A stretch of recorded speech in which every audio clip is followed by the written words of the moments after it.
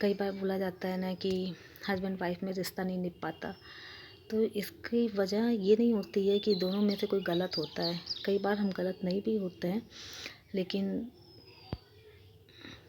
हमारा जो कार्य करने का तरीका होता है ना, वो सही नहीं होता। इसी पे एक दृष्टांत है कि एक बार एक हस्बैंड वाइफ थे, पति पत्नी। तो वो दोनों रहते थे और हमेशा लड़ाई उनमें होती रहती थी। तो एक बार इतनी लड़ाई हुई कि जो बात थी वो डाइवोर्स तक पहुंच गई। जज के सामने उनको प्रेजेंट किया गया। वाइफ बोलने लगी कि ये तो ऐसा है कि मैं सारे दिन इनका सेवा करती हूँ, ध्यान देती हूँ, सारे काम करती हूँ घर का, फिर भी इनको मेरी कोई कदर ही नहीं है और मेरा ध्यान नहीं रखते हैं।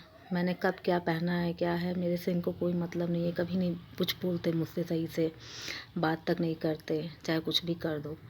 तो जो पति सुन रहा था उसने कहा, अरे नहीं नहीं जज साहब, ऐसा नहीं है, मैं तो इसे रोज़ नोटिस करता हूँ, रोज़ बोलता हूँ। और बल्कि आपको यकीन ना हो तो मेरे अलमारी में एक डायरी रखी है, उसमें मैंने डेट वाइज लिखा हुआ है।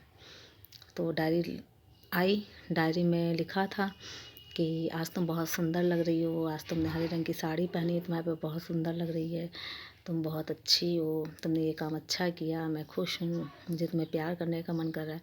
लेकिन मुंह पे उसने कभी कुछ नहीं कहा। तो जज साहब ने कहा, जब तुम इतना मानते थे इसको तो मुंह पे क्यों नहीं बोले? कहा, मुझे डर लगता था कहीं ये सर पे ना चढ़ जाए, और कई बार संकोच होता था कि मुझे ऐसे बोलने में हिचक लगती थी इससे।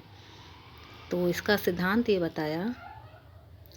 तो फिर जज साहब ने कहा कि क्या आप डाइवोर्स चाहिए? तो उसने कहा, नहीं अब तो नहीं, अब मुझे पता चल गया कि हाँ ये मुझे मानते हैं, और लड़के ने भी कहा मुझे पता चल गया है कि मुझे ये मानती है। तो इस तरह से दोनों में फिर बातचीत बन गई। तो कई बार इसका सिद्धांत ये बताया दृष्टांत का कि जो ह्यूमन बीइंग होता है, जो मनुष्य है, स्त्री या पुरुष, सभी को रिस्पेक्ट और प्यार की चाहना होती है। तो वो कॉपी पेन तक जब रह जाता है तो बात लड़ाई तक पहुंच जाती है, डाइवोर्स तक पहुंच जाती है।